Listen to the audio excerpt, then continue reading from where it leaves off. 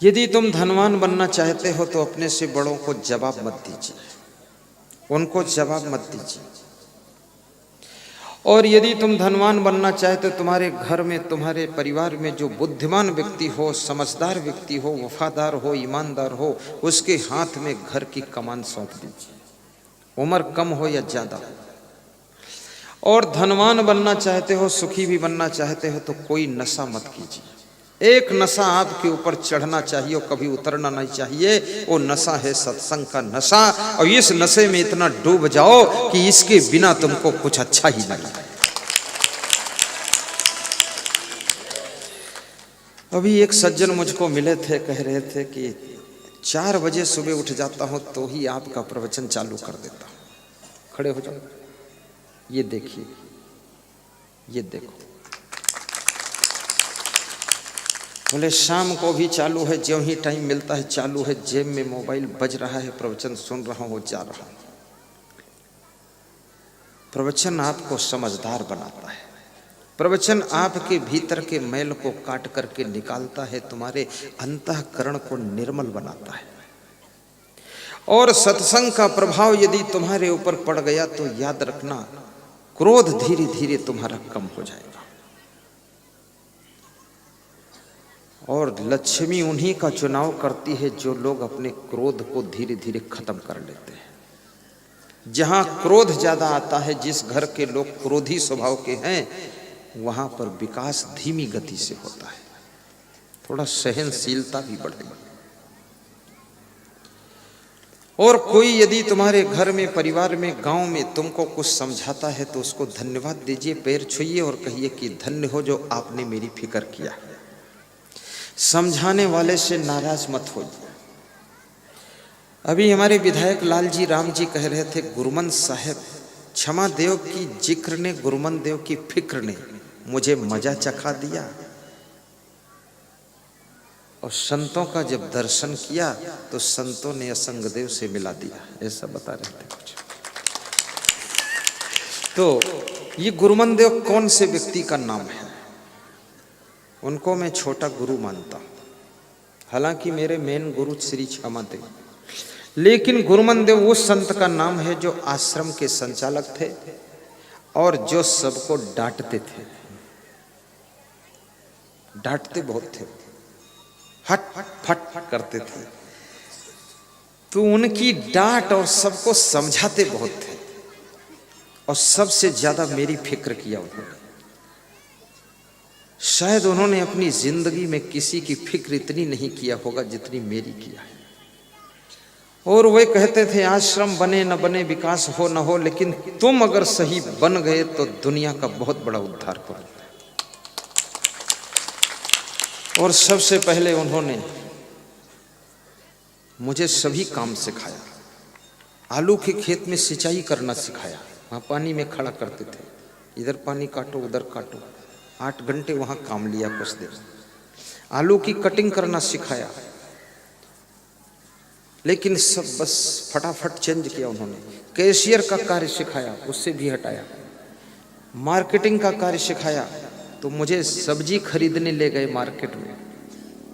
तो जब गाड़ी से उतरे वो, मैं भी उतरा, तो सब्जी मंडी में जो सब्जी बेचने वाले थे, जब उन्होंने हमको देखा तो बोले, बाबा हमारे यहाँ आओ, हमारे यहाँ आओ। मेरे से बोले, तो मैं सब्जी मंडी में खड़े होकर प्रवचन सुनाया 20 मिनट, तो 1-2 कुंटल सब्जी हमको फ्री मिल गई और दक्षिणा भी 200-400 मिल गई।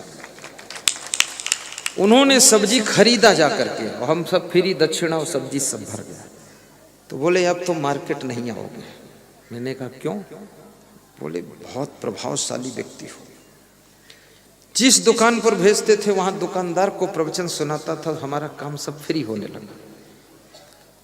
तो उन्होंने कहा अब तुम प्रवचन करोगे। तो प्रवचन में उन्होंने लगाया और बोले तुम ऐसा प्रवचन करोगे कि 1000 वक्ता में से तुम टॉप हो। तुम शर्माते क्यों हो, संकोच क्यों करते हो? बोले ये शास्त्र याद करो, इसको पढ़ो।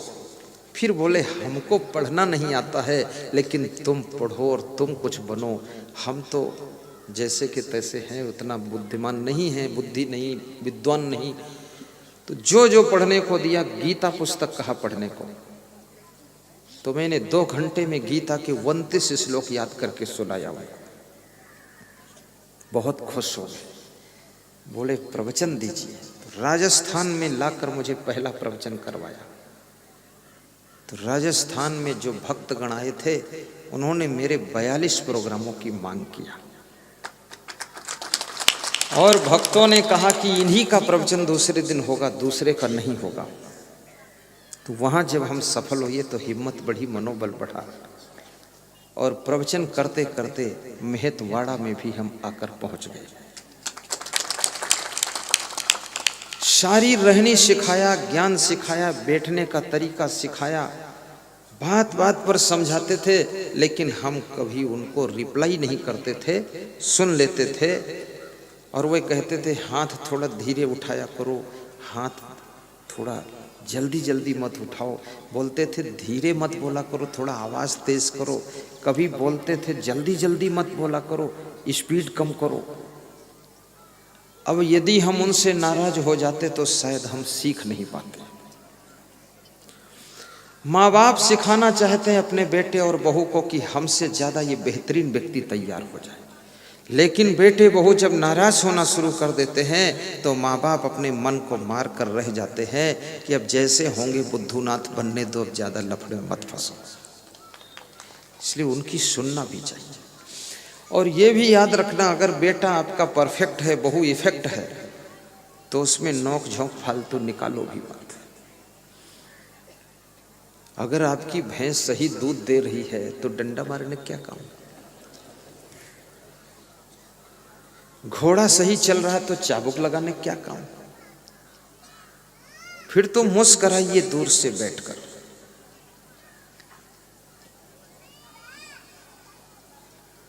परस्पर जितना तुम प्रेम से रहोगे तुम धनवान होते चले जाओगे। आपस में एक दूसरे की गम खाओगे तुम धनवान बनते चले जाओगे। नशा व्यसन नहीं करोगे तुम धनवान बनते चले जाओगे। आलस्य को दूर विदा कर दोगे, निकम्मापन छोड़ दोगे, समय को व्यर्थ नहीं गंवाओगे, तुम चंद्र समय में बहुत बड़े धनवान व्यक्ति बन जाओगे। सबसे कीमती तुम्हारे जीवन में यदि कुछ है तो उसका नाम है time. Importance of the 1 minute in life. आपकी जिंदगी में 1 मिनट का भी बड़ा महत्व है।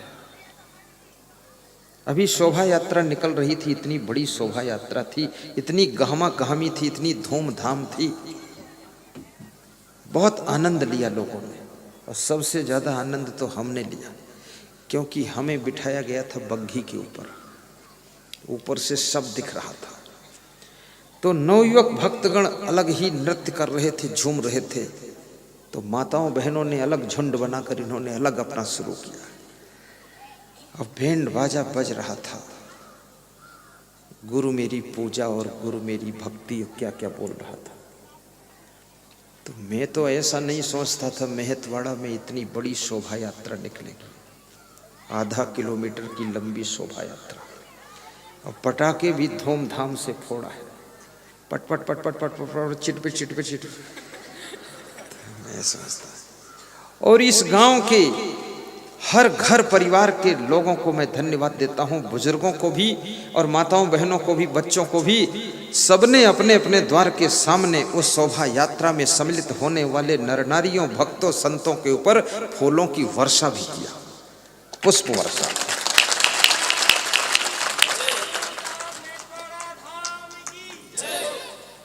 कई लोगों ने तो माला भी हमको पहनाया, और इतने समझदार लोग हमारे ऊपर फूल नहीं फेंकते थे, समझते थे गुरुदेव के वस्त्र थोड़ा। शोभा यात्रा में शामिल होने वाले नर नारियों पर फूल बरसाते थे और हमारी बग्घी पे बरसा देते थे, समझदारी से शोभा यात्रा।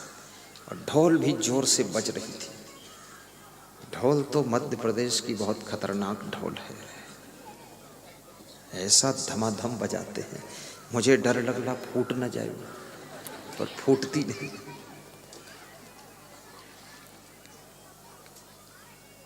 और जिन जिन भक्तों ने इस प्रोग्राम को सफल करने के लिए, इसकी व्यवस्था के लिए, मंडप की सेटिंग के लिए ये सारे खर्चे के लिए, प्रसाद वितरण के लिए और माइक व्यवस्था के लिए, वीडियो शूटिंग के लिए अपने अपने तरफ से चंदा दिया है। उनको व्यास गादी बहुत बहुत आशीर्वाद दे रही है। और जिन्होंने संकल्प लिया है कि दूंगा, उनको भी व्यास गादी धन्यवाद देती है। और जो शेष बचे हों देने को, सत्संग के बाद तुरंत दे देना, कि क्योंकि अब सब पेमेंट फाइनल हो रहा है। इधर बैठे हुए साधु संत को भी दक्षिणा देनी है। मैंने इनसे पूछा कितनी दक्षिणा दोगे, तो बोले 100 रुपया। अरे हमने कहा बेइज्जती कराओगे, 200 रुपया दे दो। तो 200 इनकी करवाया। एक एक चादर हमने कहा कि मैं अपनी तरफ से इनको दे देता हूँ, गरम चादर। कुछ इनको मिलना चाहिए, ये फालतू यहाँ बैठे रहेंगे, परेशान नहीं हो जाएंगे। फिर सर्दी का महीना थोड़ा ओढ़ेंगे। फिर हमने कहा थोड़ा थोड़ा दक्षिणा हम भी दिला देते हैं। आज के महंगाई के युग में साधु का भी ख्याल रखना बहुत जरूरी है, ताकि उसका आने जाने का बस का किराया तो पूरा हो जाए। एक सज्जन कह रहे थे कि हमारे यहाँ कोई साधु आता ही नहीं। हमने कहा जब आता था दक्षिणा कितनी देते थे? बोले 5 रुपया। तो हम कह रहे तुम्हारे यहाँ चोर आएंगे, साधु नहीं आएंगे। हाँ, ये 5 रुपये दे। महंगाई का युग आ गया है। और दान करने से धन घट नहीं सकता है, कभी नहीं घटता। दारू पीने से धन बढ़ नहीं सकता है, दान करने से धन घट नहीं सकता है। और यदि मंदिर निर्माण और सत्संग में धन लगा दिया है तो धन 10 गुना भी बढ़ सकता है। आज यहाँ एक फतेह सिंह नाम के